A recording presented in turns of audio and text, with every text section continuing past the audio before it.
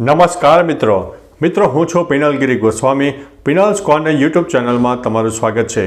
મિત્રો આજની વિડીયોમાં વાત કરીશું આજે તારીખ 16 ડિસેમ્બરથી લઈને 26 ડિસેમ્બર સુધી ગુજરાતમાં કેવું રહેશે હવામાન, વેસ્ટર્ન ડિસ્ટર્બન્સ, તાપમાન, પવન, ભેજ, સાયક્લોનિક સિસ્ટમ અને અરબી સમુદ્ર અને બંગાળની ખાડીની ખાસ વાત કરવાના છે અને અગત્યની વાત કરવાના છે વરસાદની આગાહીની। શરૂઆત કરીએ તો ઉત્તર ભારતથી। ઉત્તર ભારતના ઉત્તરી પટ્ટામાં મજબૂત વેસ્ટર્ન ડિસ્ટર્બન્સ સક્રિય થઈ ચૂક્યું છે। અનેક વિસ્તારમાં બરફવર્ષા અને વરસાદની પણ શરૂઆત થઈ જશે। આગામી 2 દિવસમાં ગુજરાત અને રાજસ્થાન અને પાકિસ્તાનના પણ અનેક ભાગોમાં વાદળછાયું વાતાવરણ અને શીતલહેર આવશે। ઉત્તર તરફના ઝડપી પવનો અને જોરદાર પવનો એક ઠંડકવાળા પવનો ગુજરાતને મળશે અને ગુજરાતમાં એક ન્યૂનતમ તાપમાનમાં ઘણો બધો ઘટાડો પણ થઈ શકે છે।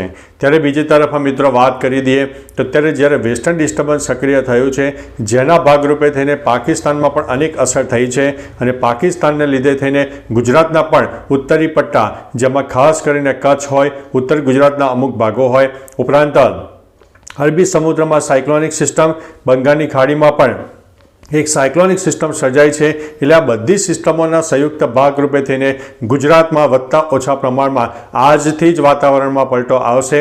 જો કોઈ જગ્યાએ ભેજનું પ્રમાણ વધુ જણાય, લોકલ ડેવલપમેન્ટ સર્જાઈ જાય અને નીચાણવાળા વાદળો અને ઘાટા વાદળો બની જાય તો જે તે વિસ્તારમાં હળવા મધ્યમ વરસાદી ઝાપટા પણ થઈ શકે છે। તારીખ 16થી લઈને 26 ડિસેમ્બરમાં ગુજરાતના અનેક વિસ્તારમાં વાતાવરણમાં પલટો આવશે અને આપણને કહી શકાય કે જે તાપ તડકો ઉઘાડ નીકળે છે તેવી પરિસ્થિતિ ઘણા બધા દિવસો સુધી આપણને જોવા ન પણ મળે। દિવસમાં ભાગ્યે જ 1 અથવા તો 2 કલાક તાપ તડકો ઉઘાડ નીકળે તેવી શક્યતા છે। એટલે 16થી લઈને 26 તારીખનું જે સેશન છે ગુજરાતના અનેક વિસ્તારમાં વાતાવરણમાં પલટો આવવાનો છે જેમાં કચ્છ, સૌરાષ્ટ્ર અને દક્ષિણ ગુજરાતના તો કોઈ વિસ્તારમાં હળવા મધ્યમ વરસાદી ઝાપટા પણ થઈ શકે છે। બીજી તરફ પવનની વાત કરી દઈએ તો પવનનું પ્રમાણ આગામી 24 કલાકમાં વધી શકે છે જેમાં 15થી લઈને 25 કિલોમીટર પ્રતિ કલાકની ઝડપે પવન ફૂંકાશે। પવનની સાથે શીતલહેર પણ જણાશે, ભેજનું પ્રમાણ પણ જણાશે। એટલે ગુજરાતમાં એક ઠંડીનો માહોલ સર્જાશે અને બીજી તરફ વાદળછાયું વાતાવરણ સર્જાશે।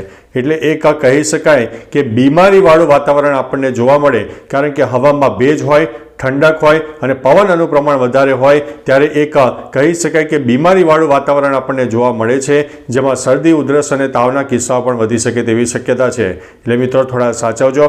અત્યારે ગુજરાત અને તેની આસપાસ અનેક સિસ્ટમો સક્રિય થવા માટે જઈ રહી છે જેના ભાગરૂપે થઈને તારીખ 16થી લઈને 26 ડિસેમ્બરમાં અનેક વિસ્તારમાં ઠંડકવાળું વાતાવરણ તો અનેક વિસ્તારમાં વાતાવરણમાં પણ પલટો આવી શકે છે જેમાં મધ્ય ગુજરાત અને ઉત્તર ગુજરાતના પણ અનેક ભાગોમાં વાદળછાયું વાતાવરણ જોવા મળશે।